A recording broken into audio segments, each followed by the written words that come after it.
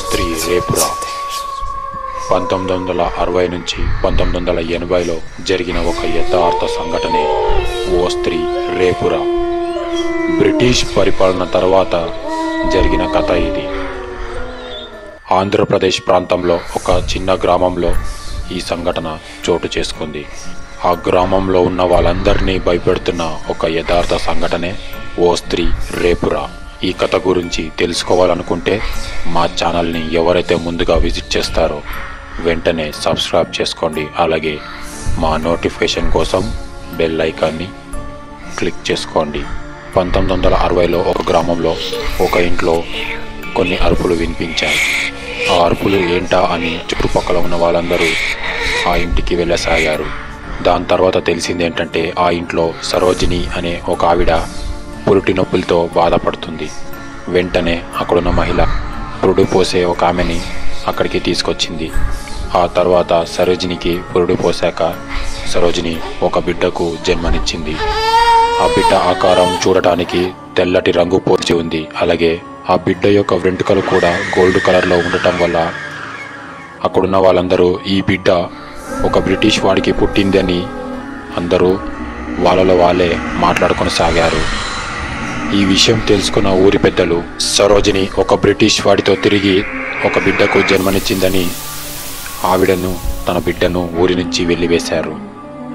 తనను ఊరి నుంచి వెళ్లివేసిన తర్వాత తన ఇంటికి నిప్పు పెట్టి కాల్చేశారు. అప్పుడే పుట్టిన బిడ్డని చేతులు పెట్టుకొని ఊరి నుంచి బయటికి వచ్చిన సరోజిని ఎక్కడ ఉండాలో ఎక్కడికి వెళ్ళాలో ఏమీ తోచలేదు. ఊరి బయటే ఉన్న ఒక మర్రి చెట్టు కింద సరోజిని తన బిడ్డకు పాలిస్తుంది. కాసేపట్లో మొత్తం చీకటి కమ్ముకుంది.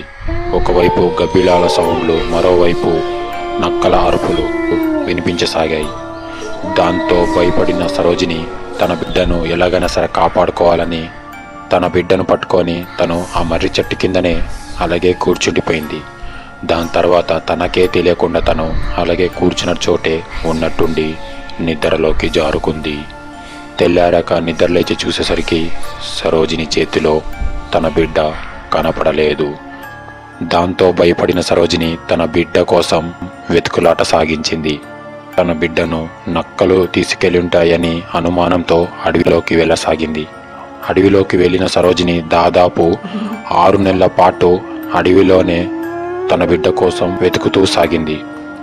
అడవిలో చనిపోయిన జంతువులను అలాగే అక్కడ దొరికే పండ్లను తింటూ అడవిలోనే తన బిడ్డ కోసం జీవనం సాగిస్తూ ఉంది. 6 నెలల తర్వాత సరోజిని అడవిలో ఉంటూ అడవిలో జీవిస్తూ అడవిలో చనిపోయిన జంతువుల మాంసాన్ని తింటూ తన యొక్క మతి స్థిమితాన్ని కోల్పోయింది. దాని తర్వాత తన బిడ్డ అడవిలో కనపడకపోవడంతో మళ్ళీ ఊరిలోకి వచ్చింది సరోజిని. ఊరిలోకి వచ్చాక తన చేతిలో బిడ్డ కనపడకపోవడంతో ఊరి గ్రామస్తులు, ఊరి పెద్దలు మనం సరోజినిని అలాగే తన బిడ్డను ఊరి నుంచి వెలివేయడంతో తన బిడ్డ కోల్పోయి ఉంటుందని, అందుకే తను మతి స్థిమితం కోల్పోయి ఉంటుందని ఊరి పెద్దలు, ఊరి గ్రామస్తులు అందరూ చాలా బాధపడ్డారు. మనం చేసిన తప్పు వల్లే సరోజిని ఇప్పుడు ఈ స్థాయిలో కనపడుతుందని అందరూ బాధపడి సరోజినిని ఊరిలో తిరగడానికి అనుమతినిచ్చారు. కానీ సరోజిని ఏడుస్తూ ఊరిలోనే తిరగసాగింది. దాని తర్వాత రాత్రి అయ్యాక సరోజిని ఒక్కొక్కరింటికెళ్ళి బిడ్డా బిడ్డా ఎక్కడున్నావు అని పిలుస్తూ ఏడుస్తూ ఉంది. వెంటనే ఆ ఇంట్లో వాళ్ళు తలుపు తీసి సరోజిని ఏడవడం చూసి చాలా బాధపడ్డారు. అలా కొన్ని రోజులు ప్రతి ఇంటి తలుపు తట్టడం, బిడ్డా బిడ్డా ఎక్కడున్నావు అని తలుపు కొట్టి అని ఏడవడం ఇలా సాగుతూ వెళ్తుంది. ఊరి గ్రామస్తులందరూ తను మతి స్థిమితం కోల్పోయి చాలా దుఃఖంలో ఉందని ఎవరు తనని ఏమీ అనలేకపోయారు. ఆ మరుసటి రోజు సరోజిని ఊరిలో కనపడలేదు. ఊరి గ్రామస్తులు, ఊరి పెద్దలు అందరూ సరోజిని కనపడటం లేదు, ఏమైపోయింది అని మాట్లాడుకున్నారు. కానీ గ్రామస్తులు, ఊరి పెద్దలు ఊరి గ్రామస్తులను సరోజిని ఎక్కడికి వెళ్ళింది, తను కనపడటం లేదు అని అడగడంతో ఊరి గ్రామస్తులు ఏమో మాకు కూడా తెలియదు, మాకు కూడా కనపడటం లేదు అని చెప్పారు. కానీ సరోజిని మాత్రం తన బిడ్డను ఎక్కడైతే కోల్పోయిందో అక్కడికి వెళ్ళి, అంటే ఆ మర్రి చెట్టు దగ్గరికి వెళ్ళి కూర్చుంది.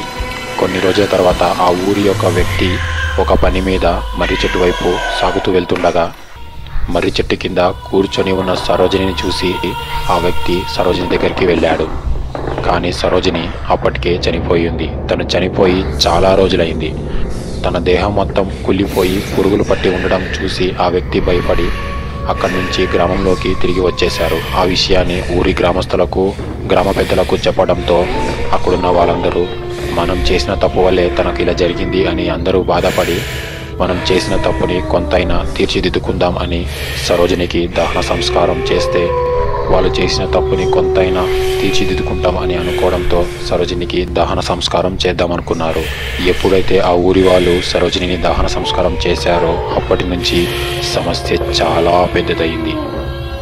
దహన సంస్కారం తర్వాత ఏం జరిగింది, సరోజిని వల్ల ఊరి వాళ్లకు ఎటువంటి కష్టాలు వచ్చాయి, దీని గురించి పూర్తిగా తెలుసుకోవాలనుకుంటే ఓ స్త్రీ రేపురా ఎపిసోడ్ 2 వరకు వెయిట్ చేయండి.